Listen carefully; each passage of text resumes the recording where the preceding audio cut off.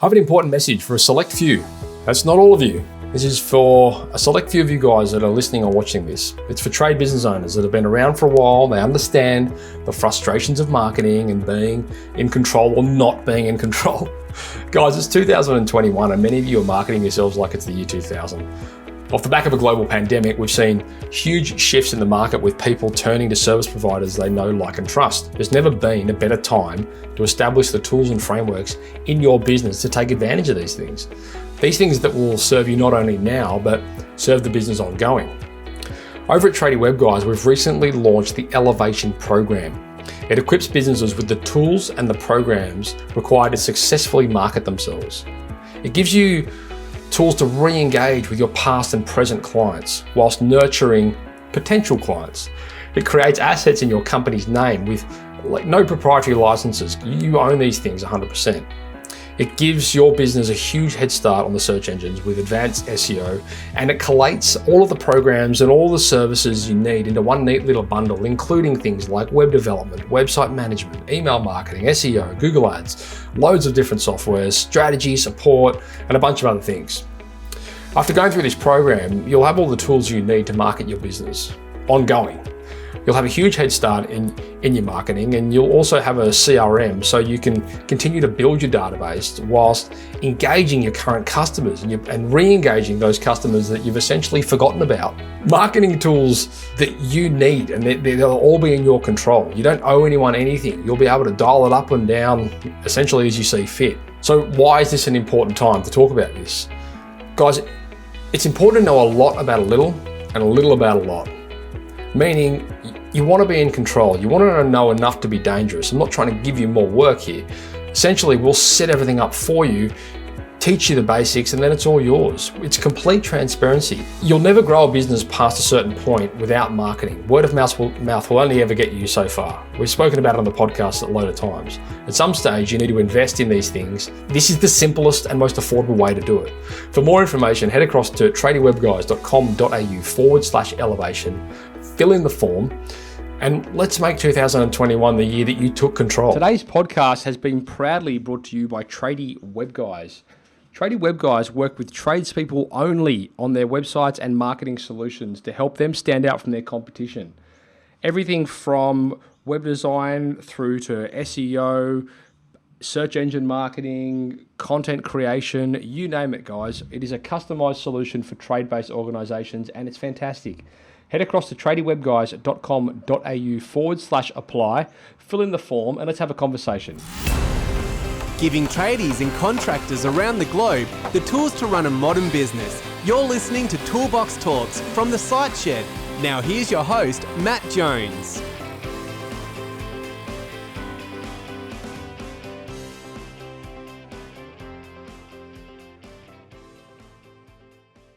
Aaron, welcome back to the Site Shed podcast. Good day, Matt. How you doing, man? Very well, all the way from Tennessee. Yeah, all the way. It's 5:20 p.m. in Nashville, Tennessee, and the sun's still shining hot. You're winding down, we're winding up. That's right. Getting rolling through the week. Of course, we're in the future, so if you want to know any tips or anything of what's going to happen tomorrow. Yeah, give me some insights on crypto. How's that looking? Mate, you don't want insight. I could give you some insights on my crypto, and it's not looking good.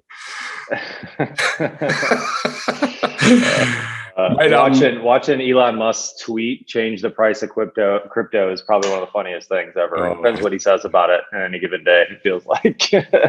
It's pretty daunting, to say the least, when someone like that can have so much pull over such a big market. But yeah, it's wild. Yeah, for sure.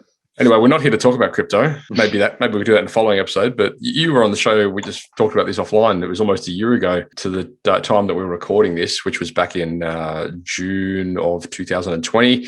We did a series called Creating the Ultimate Communication Framework in Your Trade Business. There's 3 episodes there. Go check them out, guys. 249, 250, 251. And of course, now we are, this is going to be well into the 300s when we're doing this episode. So that's going back some time. So welcome back. Thank you. Thank you for having me. Appreciate it. Today, we are going to be chatting about communication, essentially. So something that I think is a lot of the guys are pretty keen on within their teams, and more to the point, education and learning and micro learning, and how to get these Gen Ys and whatever to, hang on, I'm a Gen Y. What's the one before that?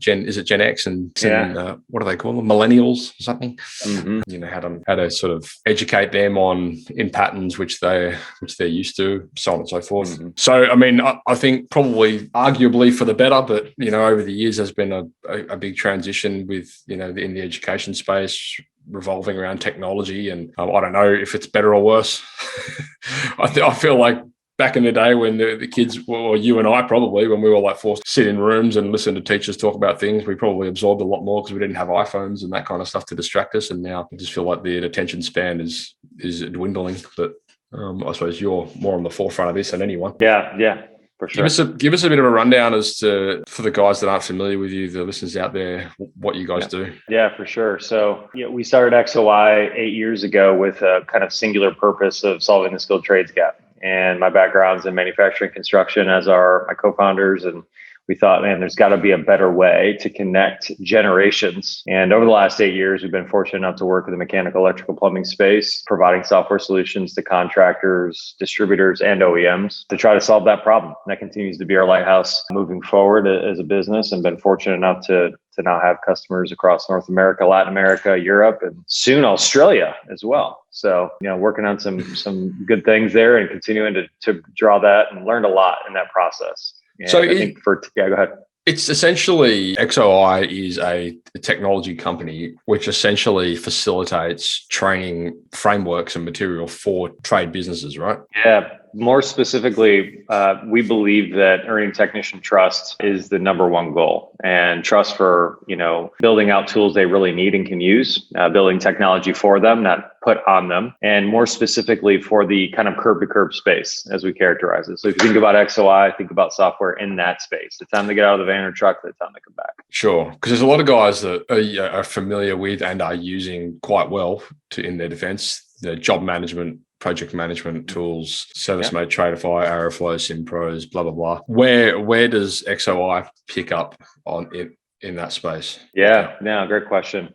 So very specifically in that time, that curb to curb time, where a lot of those systems tend to offer little or no big advantage to the tech when they're in front of the system trying to diagnose it, figure out the problem and solve the problem, then show the customer what they did, show the office what they did, and get to that next job. So that is the very specific focus of us, is in the trades, MEP, for the tech, in that specific time for the tech. And we integrate with a lot of those solutions because we don't have any interest in being accounting and inventory and providing all the different things that they do well. We're interested in solving that problem for the industry, for the tech.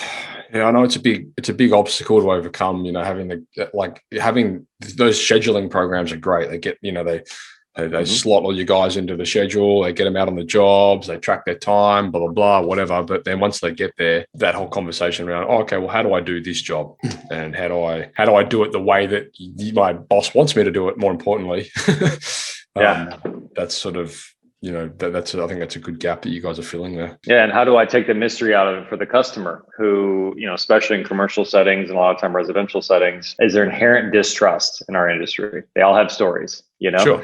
It's like, oh, I got screwed by this contractor. This guy told me a price and they didn't, and they all have stories. And so the idea that, we can give them visibility, and good contractors out there are able to show what they did and be proud, stand behind it, preventative repairs, those type of things are pretty powerful. Change the game. You guys watching this and listening to this, go check it out.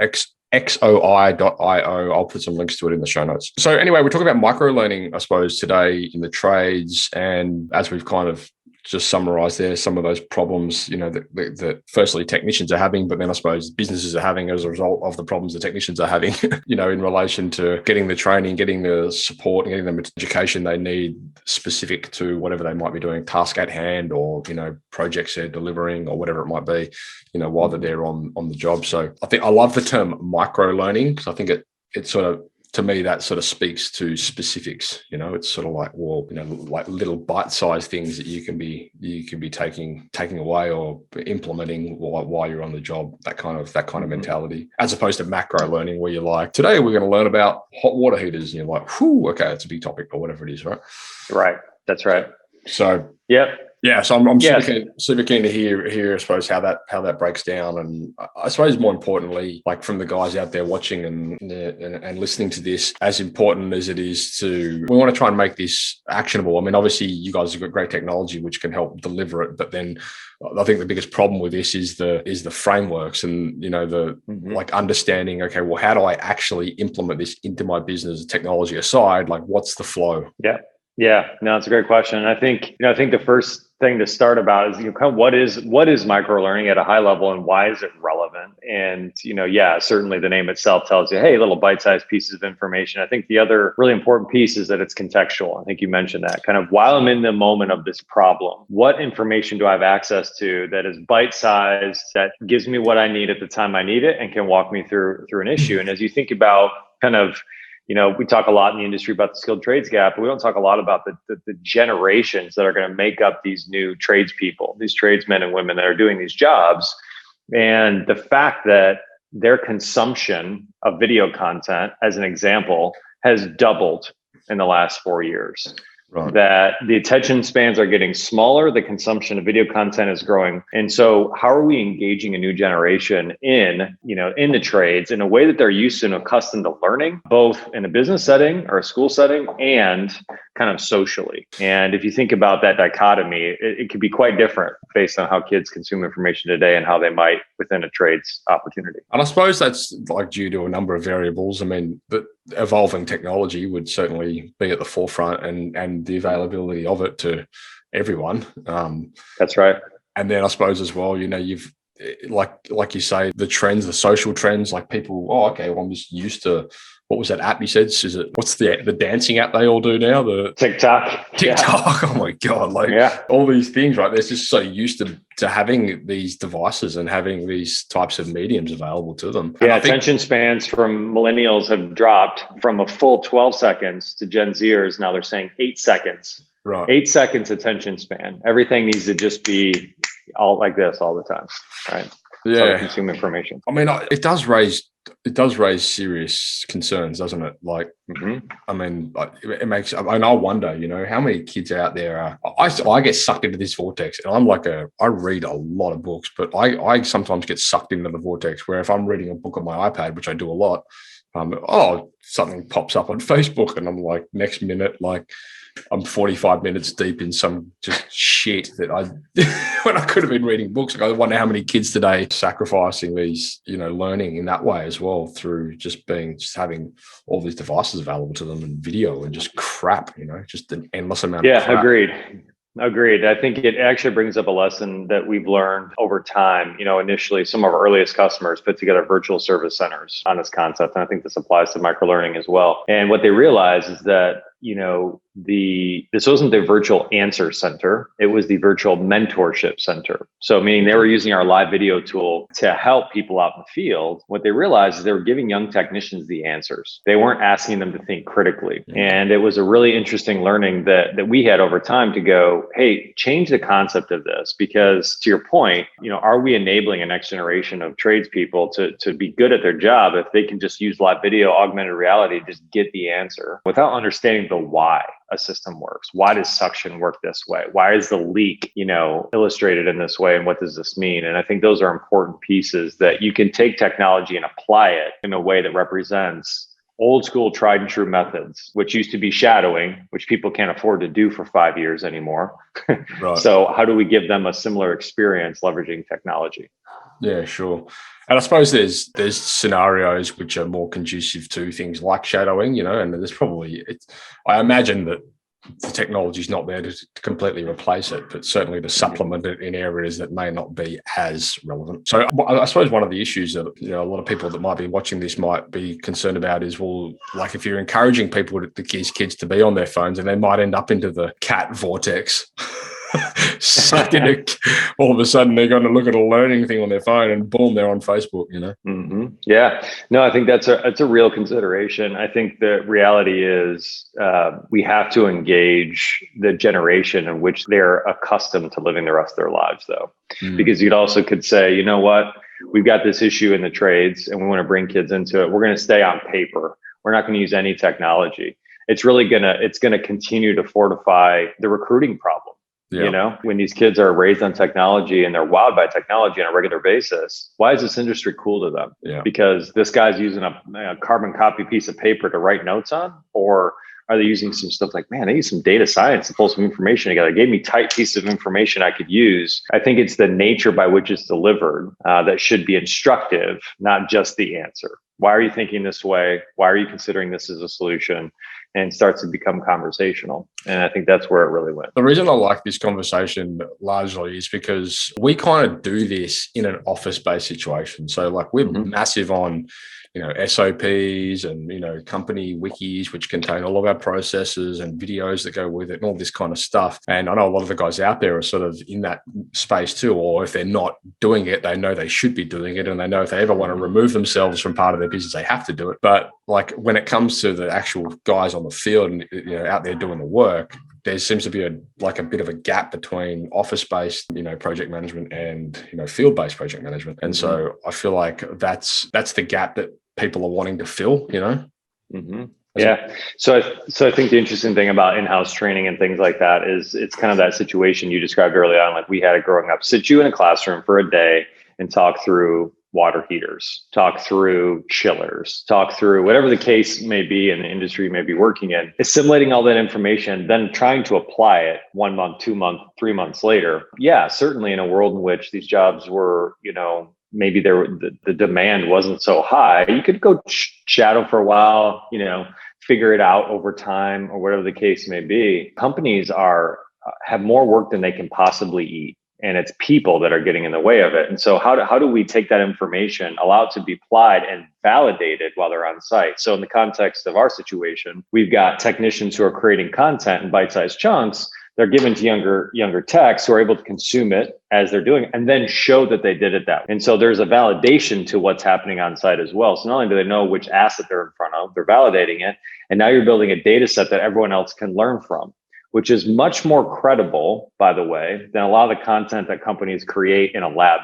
Because they know that a guy sweating his ass off in a 130-degree heat index just did this fix. And I'm watching that, getting a lot more credible value from that than someone that's, white collar shirt in a lab going, and this is how you replace this thermal overload sensor. It's like, this dude's in air conditioning, it's not real world. And so it does have to be a cycle. There has to be a kind of a data flywheel of sorts to continue to perpetuate the learning that happens on site and take it out of just guys' heads and share it across a stronger base. Sure. I mean, jumping into the actual workflow of this, I love that whole process around essentially treating process as an optimization, like as a journey. It's never a destination. The guys out there can be improving the processes and improving the systems, but where do you draw the line with that? Like, you can't have, some first year apprentice going out there and doing a job, recording it, uploading it to the software. So he's teaching all these people how to do it wrong, but there must be some sort of qualification, sort of like, what does the framework look like? When we go back to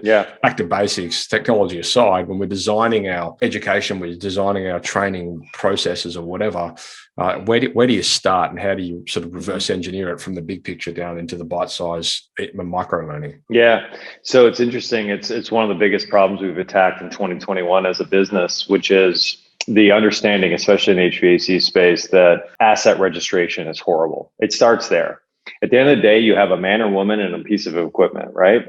And the ability to build that framework is really difficult when I don't really know what equipment my team is getting in front of. And it's a crazy problem across the industry. Maybe it's not in your part of the world. I can tell you in the United States and Canada, massive problem. People do not know what assets they service. And so one of the things that we've done with OCR is when a guy takes a picture of a data plate, make, model, serial, and born on date, installation date, manufacturer date of that equipment comes back. What it's allowing folks to do is map their asset universe. And the reason that matters in the context of a training framework is that when I've mapped the asset universe, I can tell you I've got X percentage of Daikin units that are 8 to 10 years old. I've got X percentage of train units that are 7 to 6 or 6 to 7 years old. And I've got, X percentage of these units. I'm going to train my team or collect information based on what they're seeing, not that what I think they're seeing. Sure. And people may go, oh, I know what my guys are seeing every day. Do you? Go run a report in whatever system you have and tell me the age, make, model, and serial of all the assets you have. And of course, some companies do a great job of it. Most do not. And as a result, they don't know what to train on. And so from a framework perspective, that's step one. It's relevant. You know why I like this? Because I remember even back when I was plumbing all those years ago, I remember we had this, that was sort of when I grew up doing my apprenticeship, everything was copper pipes, right? And then as maybe towards the end of my apprenticeship, we started seeing this introduction of plastic piping into developments and things like that. And then within 10 years, there was dozens and dozens of different types of plastic piping that was in the market. And you go to do a repair at a house or something, and you'd open up a wall and you'd be like, I have no idea what this is. and they all have their own tools. They all have their own crimping systems. And you end up with 15,000 different crimping systems it's just turned into this absolute shit fight. And so I know exactly what you're talking about, like not knowing what you're working on, because you get there and you're like, I don't know how to repair this. I don't even know what tool it is. It could be something that came out of China, which is now obsolete. It's just a punish. Yeah, absolutely. Yeah. And it's interesting too, because especially as you get to more expensive assets, customers don't understand what that stuff is. It's very difficult for them to do capital planning. Right. They're just stuff's breaking and they're kind of going, all right, well, I guess I can fix it. And then it's like, well, you should replace it. They have no sense, especially larger folks with big real estate footprints on the commercial side, what they're actually have on their buildings. And, in a world in which, a lot of this equipment makes up 30, 40, 50% of your energy costs, 30, 40, 50% of your capital planning, that's a problem too. Sure. And so that's another reason why, contractors using that for training, but also sales. If I know that a certain percentage of my customers have aging equipment of a certain type, I should focus my sales team on those customers. Yeah. Versus kind of, roughshod, just kind of going after whoever. And so that is a big piece. And the other thing as well, and you're using that same vertical, like the HVAC, like we've got clients that are air conditioning installers. We don't have a huge need for heating over here. We certainly have a need for aircon. And they say the same things. They're like, well, in order we need to be manufacturer compliant to be able to keep these things under warranty. And the client wouldn't know. They'd have no idea. So, that sometimes these things need to be regularly serviced at a certain schedule, otherwise their warranty essentially gets void. So that's right. As the technician, as the expert, you kind of have an obligation to be keeping the client, in check with that. Yeah, no question. So that's a whole different piece of opportunity. I think OEMs that we're working with are seeing the real opportunity to provide better support to technicians on warranty registration, installation. So, these OEMs have massive warranty costs, and a huge percentage of those are incorrect installation.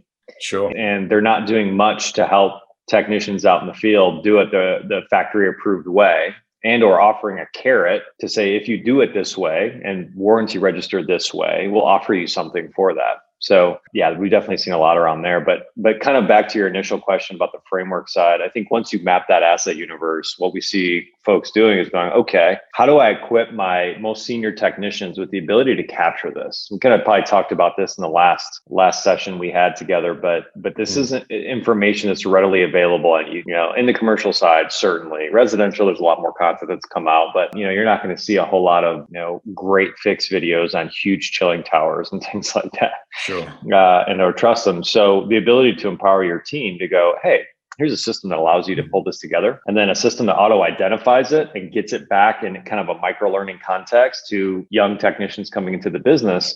This should be a growth mechanism for a contractor. Sure. You should be able to use this to bring in people. And again, to your point, I want to be a first-year apprentice and push them out to the most difficult jobs I have. But we see folks kind of phasing the approach into it. Starts out with maintenance. This is how we do maintenance every single time. This is how we, we'll execute this process and this flow and validate with the customer it was done correctly. And then you kind of move on from there. You start doing more and more sessions. But what companies are seeing is, gosh, I can build an asset as an organization. And as long as I can deliver this to young technicians, not only can I recruit them faster because they see that we're a technology forward, innovative company that's using some cool stuff, but I'm meeting them where they're used to living. I'm giving them technology and information in ways that are contextual and supportive. And that is the way these kids learn today. That is how they're consuming information. And in order for us to solve this problem, that's why we think microlearning is a really big part of that.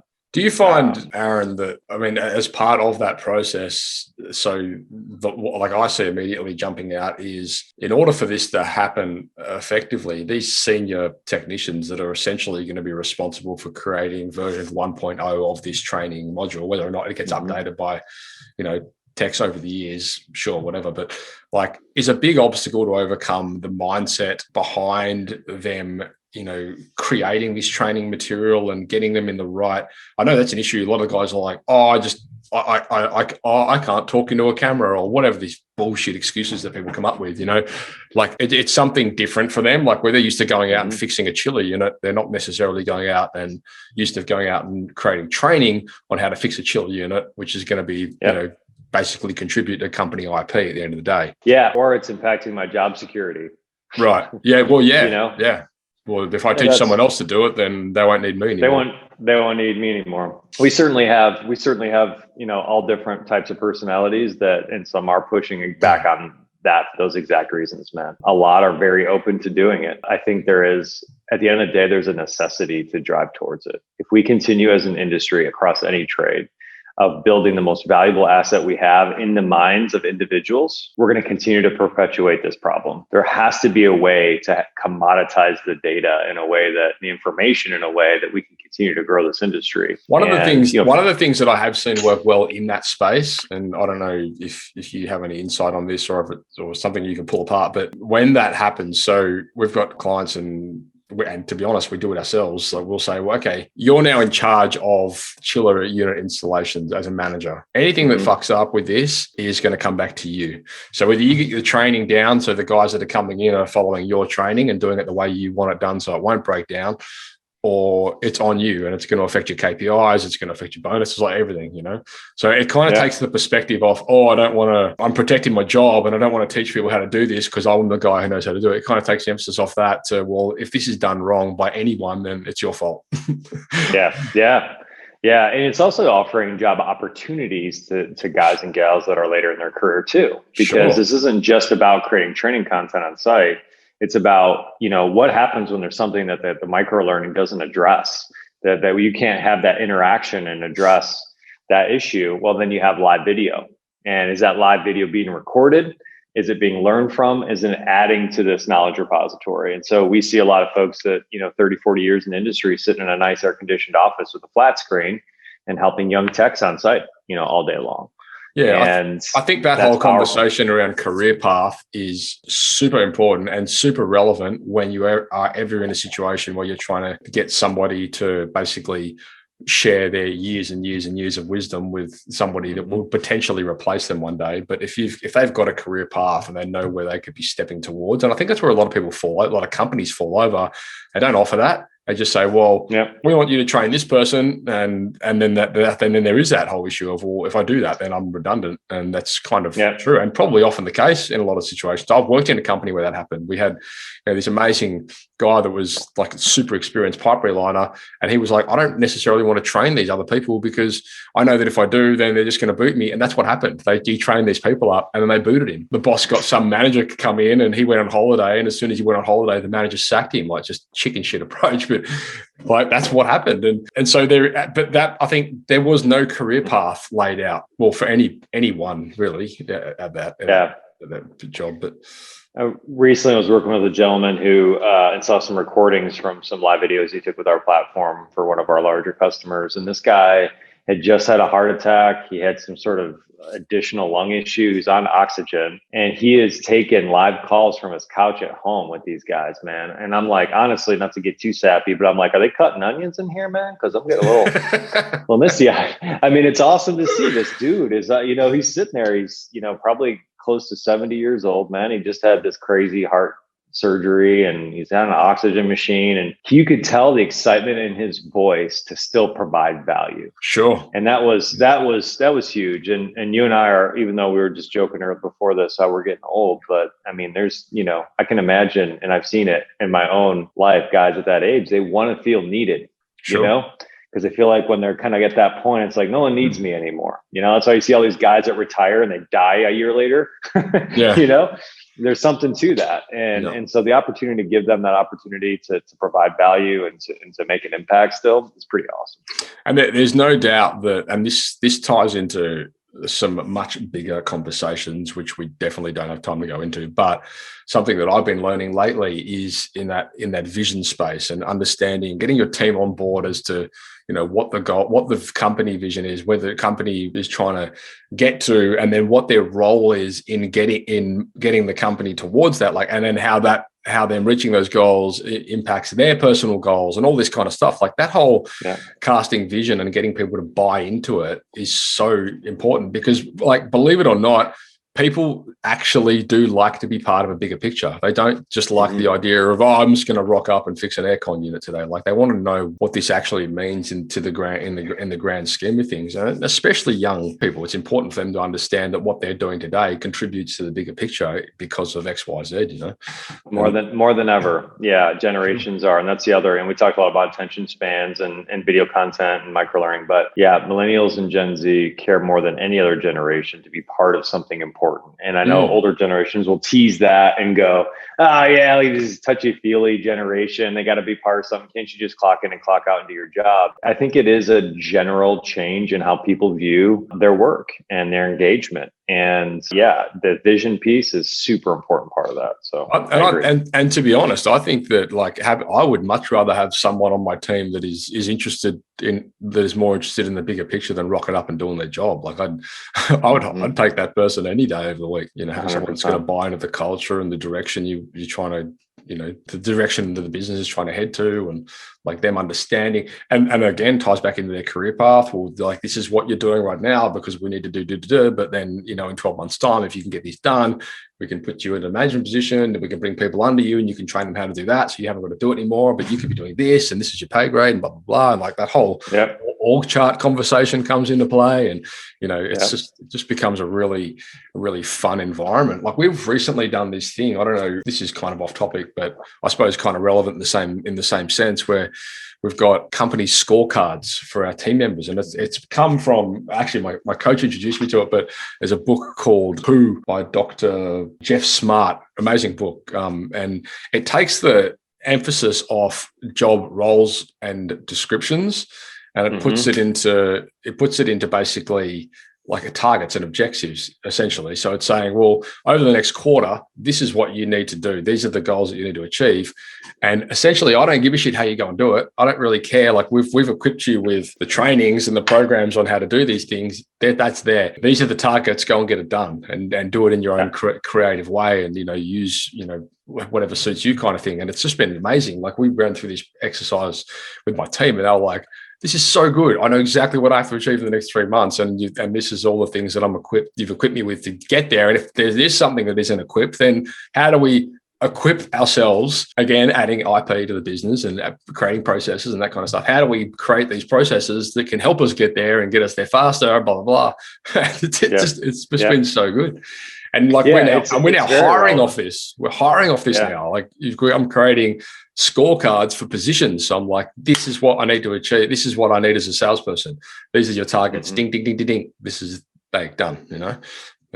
This is why we create content in the field, senior guy, because we're trying to build a business that allows us to expand, allows you to do cooler things. Tying it back to this conversation, that all matters. And people listening going, I'm not going to get my guys to record content or engage in any type of technology platform. Yes, tying into a larger vision matters. And since I want to check that book out, I'll mention one as well for folks listening and watching. Traction. Gino Wickman wrote a book named Traction that we put in about 3 years ago.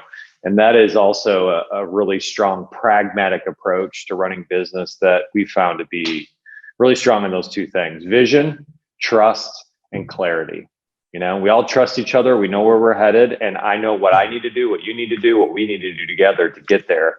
It is huge. And I think then all the details of how to do it doesn't feel like minutia as much as it might. Sure. If it's just like, oh, I got to do this thing I don't want to do. Well, does it contribute? Yeah, it does. All right, I'll get it done.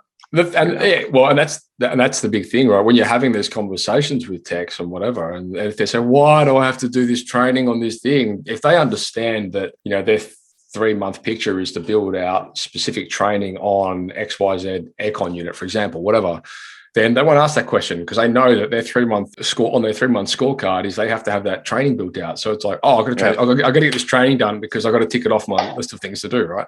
So it just keeps everyone on the same page essentially. But the point being, it's communication, right? Like it's making people, like putting people on the same page. It's and getting them to buy into it, and like this is, and so I said to the exercise, the way, and this is what I recommend as well. And I didn't come up with this, but like my coach basically said, well, go and create a blank scorecard, go and give it to your team members, every one of them, which I did, and get them to fill it out with instructions, obviously. So I had a video on how to do it, blah, blah, blah. I went, go and fill this out. This is what I want you to achieve over the next 3 months. And then they came back and then we sat down one-on-one and then we went through them together and we said, okay, well, this makes sense, but this isn't measurable. This isn't actionable. Let's call it this, and this. They're like, oh yeah, okay, that makes sense. And then, so when you get, the point being, when you're getting them to buy into it, they're far more likely to engage with it and do it. And then every week when we have our meeting, we're like, okay, bring up the scorecards. Let's talk about what we're doing this week and what it's contributing to. And people are like, oh shit. Okay. Yeah, I've got to do this. I was thinking of doing this, but that doesn't really contribute to anything. And I'm like, no, stick it on the list for next 3 months. We'll do that next 3 months. Let's focus on. Yeah. And so it just means that everyone's working towards a common goal. And it's been really amazing. Even after a month of having this implemented, like it's just made a huge difference. And that whole mindset, again, super relevant to micro learning because of the same reasons, I suppose, like having people understand where it fits in the bigger picture, what their role and what their specific responsibility is within that niche. Like if they're creating the training, they're far more likely to, first of all, follow it. And second of all, encourage other people to follow it because they're invested in it, right? Yeah, and I think if any takeaway from this, microlearning is just one way to think about it. But I think the bigger picture here is how are we looking seriously at this next generation of kids coming into this industry and trying to meet them where they are. And this is just one example of how to do that. And you mentioned another one in great detail about vision casting. This generation also cares. And we talked about that, about being part of something. So how are we looking to engage them in ways that they're engaging technology, engaging their friends, social environments, learning already in ways that gets them excited about being in the trades? And this is just another example of that. Yeah, I think it's definitely an interesting evolution of a necessary part of business which needs to be evolved. I think it's gone stagnant. What else do we want to cover off on? You know what I'd like to cover off on, actually? Please.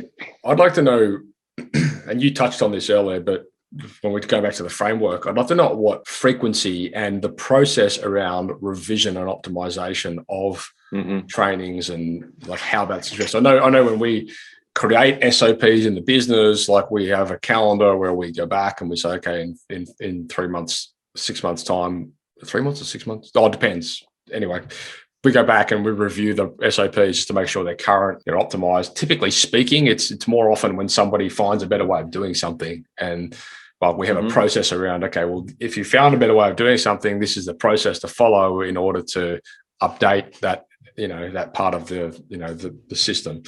But I'm just wondering how that looks with this. Yeah. So kind of following that path of which assets am I really seeing? What am I in front of? Then how do I, to your point, how do I motivate and drive my most senior team to be able to contribute to this? How is that information being audited? And within the context of our platform, it's automatically being sent to reviewers within the company in this case. And so our customers will kind of use, senior tech content that's being created in the field, automatically gets emailed to a specific person in the office. They audit, approve it, and it's then loaded into the system to be able to be accessed by everyone else. The interesting thing about kind of over time, solving for how to adjust and update that is it's being actioned on every job. If you're doing it correctly, you're actioning, even if it's most simple of workflow, you're actioning on every job. And so this information is constantly being flexed, if you will. It's being used.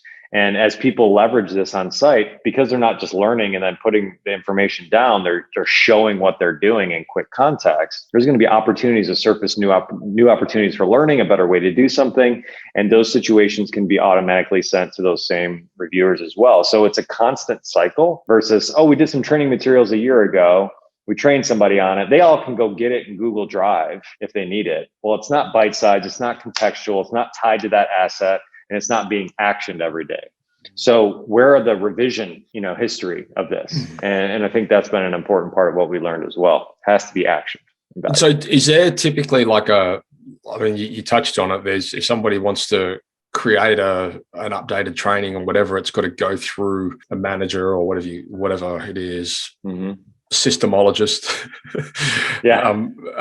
But I found that's an important thing for us. Otherwise, you've got the situation where you've got, dozens of people updating SOPs when realistically there needs to be a process around it so that things are being updated in a pattern, not just ad hoc. Yep, that's right. Yeah, and I think that's where getting getting content pushed from the field to a specific party, all hyperlinked in our case, in our world, and there's other ways to do this. They're able to audit that information in real time, make adjustments to the core workflows that then go out to the entire team. Yeah, sure. So we have, as an example, a customer came to us a long bit ago about installations, and they said, "Hey, we want to do live video on all our installations because our guys are not doing a great job on it." We said, "What do you do today?" We got this 46-point checklist. I said, "Okay," and they're pencil whipping it, right? Yeah, digitally, just going through this iPad and go, yeah, I did all the things. So have your best crew go out and create as tight a window as possible, a workflow that represents your best installation. So that best install crew went out, they did that, they got it to 12 steps, 12 video steps, 40 to 60 seconds a piece. They then took that within our platform and pushed it to 150 technicians. So as they learned and got all those revisions back on new installs, not only did all the reservices and callbacks drop by like 85%, Whoa. which has been impactful to their business. They also were able to learn based on all of that feedback. Oh, step 3 should be adjusted a little bit, or we should make a different variation. And so when you have the consistency of that deliverable, not every tech could go in and go, "Oh, I'm taking this core workflow and I'm Xing out step 3 and changing it." It had to go through a process which our system supported to mitigate any of that type of situation. So that's one example of, installations in this case that needed consistency. And also an example of not always the shiniest object is the best solution. The idea is like, oh, live video. Well, there's got to be a more systemic, scalable way to solve this problem. And what they found is 12, 40 to 60 second videos. This is how ABC Mechanical installs units. Boom, boom, boom, boom, boom, boom, boom, boom, boom. And we'll take that deliverable and give it to the customer, which, by the way, is an incredible experience for a customer when they're used to paying 20 grand for replacement. Sure. And it's like, I think it works, versus, hey, here's all the ways we put it in. And by the way, here's some nuisance issues you may have. When your thermostat says this, you could probably reset it doing this. Here's where your filters are. This is how you replace your filters. You may hear this sound. It's fine. This is the way the system resets or whatever. And it also allows them to get ahead of any nuisance calls in the future, which again drags time down. So there's a lot of stakeholders it can impact in a pretty simple way. It's so interesting because I'm thinking back, this is stuff that we do in our business, although it's totally not field related, like trade specific. But, when we build a website that comes with all these tutorials in the dashboard so people can, they can troubleshoot things and they typically love it. And they're like, oh, how do I do this? It's in their web, there's log into their website. Oh, there's all the tutorials done. Like they can just access it straight away without having to feel like they needed to, call a technician, call an agency. Oh, it's going to cost us this. Like they're like, no, we can just do it ourselves kind of thing. It's empowering, and a lot of trades companies will resonate with. We went and did a big, install or replacement or retrofit, and I'm getting my office is waiting for those calls to come. Hey, do I replace these filters? How do I do that? Or the thermostat says something funny. What do I do? Sure.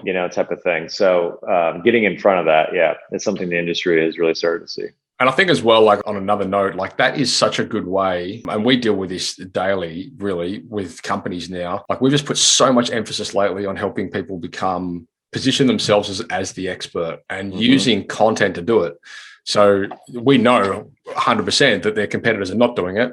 Because for the better part, people will fabricate these ridiculous excuses like, oh, I'm afraid of talking to a video camera or whatever the hell it is, right? But the point being, creating useful, relevant content is a great way to build trust and authority and position yourself as an expert. And that stands out. And like we talk about all the time, as a marketing agency, like we are constantly battling noise, like everyone's running Google Ads, everyone wants to do SEO, all this kind of stuff. How do you break through noise? And you break through noise by creating useful, relevant content on a platform that you own and control in a way that you can syndicate and share with people that are interested in that. And like, it's a very, very hard mindset to communicate to someone that's just used to doing the job and being really good at it. And it's also a very, very hard mindset to communicate to people, that this is an evolving role in business, and they need to, at some point, whether they're ready to now or not, they're going to have to fly this flag. They're going to have to get comfortable with educating, building trust and rapport. They're going to have their face on their website.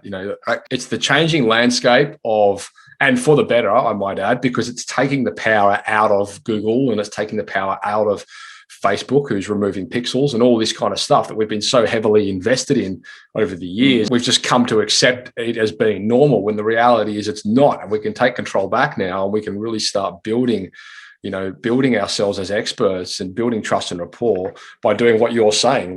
That's such an amazing thing. Imagine if you can sell someone a 20 grand aircon unit with a complete standalone, operating manual held in a video format. That's just that's custom to your home and your system and your situation. And and how about your salespeople on the front end going, why are you different than the guy down the street? Let me show you what you get afterwards. Yeah. We're going to validate we did all these things. These are the tests. Here's how you use the platform. This is an example. Huge sales tool. I think on the macro level, I look at this conversation and I just think, and for any of you guys out there that are listening or watching this, what we are essentially talking about here in the bigger picture is asset creation. You are building a formidable business asset by doing these things. And yes, it takes work, and yes, it takes time, but man, it can save you so much time, and man, it can save you so much work, and it can save you callbacks, and it can, and at the same time, it's vastly separating you from your competitors, where Google Ads is not. You are just competing on dollar. It's vastly separating you from competitors because you're building yourself, you're educating, you're investing and showing people that you're willing to educate them about things that they're interested in, things they might have purchased from you, whatever it is. You're standing aside from the competitors by doing that alone. And mark my word, taking the mystery out of it. Yeah. And the most consumers have inherent distrust and mystery about what it is we do in the trades. Yeah. It's this thing doesn't work and I'm going to hire a guy and I hope he doesn't screw me. Yeah. Being honest. So a lot of people think. Yeah. And the best companies out there go, I got your back. I'm going to show you everything that we do. You're going to feel very comfortable. And the guy's covered in tattoos, but you can trust him. Yeah. So, mate, this has been awesome. I know a few resources that we can send people to that talk to some different blogs and stuff that you've put together on these topics. So, I'll definitely put those in the show notes for you guys out there watching this and listening to this. But again, I just encourage you guys to adopt that mindset. Don't blame them, train them. Get in the mindset of creating relevant training and do it in a way they can access, and you really can't go far wrong from that. Yeah. Ask the young folks in your organization, how do you like to learn?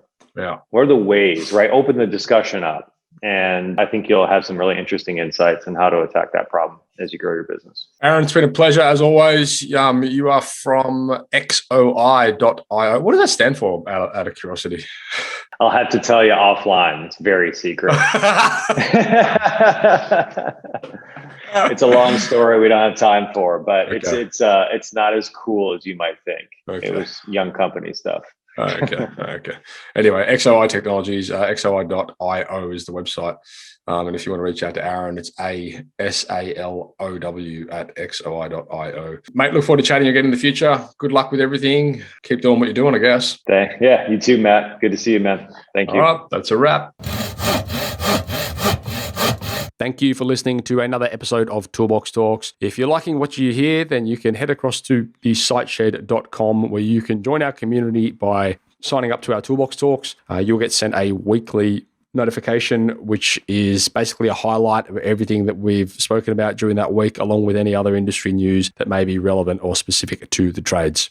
If you're enjoying the show, you can head across to iTunes, Stitcher, or SoundCloud, where you can leave us a review. That would be fantastic, and all the reviews get read out in the show. Likewise, if you have any friends or colleagues that you think would benefit from the show and the episodes that we create, then please go ahead and share it with them.